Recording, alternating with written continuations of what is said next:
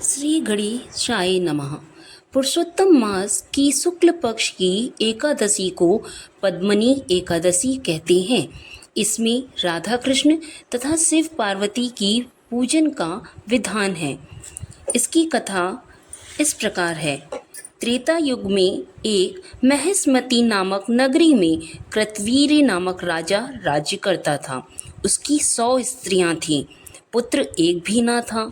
पुत्र प्राप्ति के लिए उसने पुत्रेष्टि यज्ञ और भी अनेक उपाय किए, परंतु पुत्र उत्पन्न न हुआ। अंत में यही विचार किया कि गंधमादन पर्वत पर जाकर तपस्या करूं। उसकी स्त्री ने कहा, मैं भी साथ चलूंगी।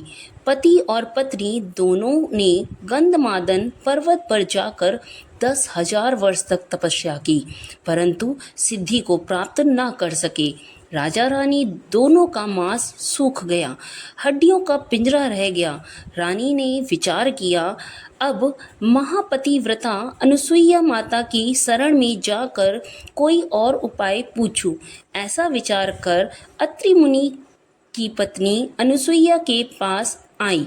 दंडवत पूजा कर कहने लगी, मैं राजा हरिश्चंद्र की पुत्री हूँ। पति के साथ तपस्या करने आई थी, परंतु 10,000 वर्ष व्यतीत हो गए।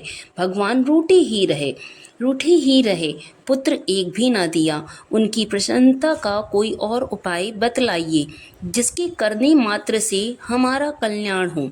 अनुसुईया ने उत्तर दिया कि अधिक मास जो 3 साल बाद आता है, उसके शुक्ल पक्ष की एकादशी का विधि पूर्वक व्रत करने से ऐसे अजय पुत्र मिलेगा जिसको रावण भी विजय ना कर सकेगा। अतः प्रमदा रानी ने पद्मनी एकादशी का श्रद्धा से व्रत किया और कीर्तवीर नामक पुत्र को प्राप्त किया। कीर्तवीर महाप्रतापी राजा था। देवता दैत्य सब उसको प्रणाम करते थे। रावण जैसों को विजय कर उसने अपने जेल में बंद कर रखा था। सूत जी ने 88,000 ऋषियों के प्रति यह कथा श्री नैमिषारण्य वन में सुनाई थी। जैसे अनेक रूई के पर्वत हों और एक चिंगारी अग्नि की हो, वैसे अनंत जन्मों के पाप हों और एक पद्मनी एकादशी व्रत का फल हो। दोनों एक समान भस्म करने की शक्ति रखते हैं। इति श्री पद्मनी एकादशी व्रत कथा संपूर्णम। ओम नमो भगवते वासुदेवाय नमः।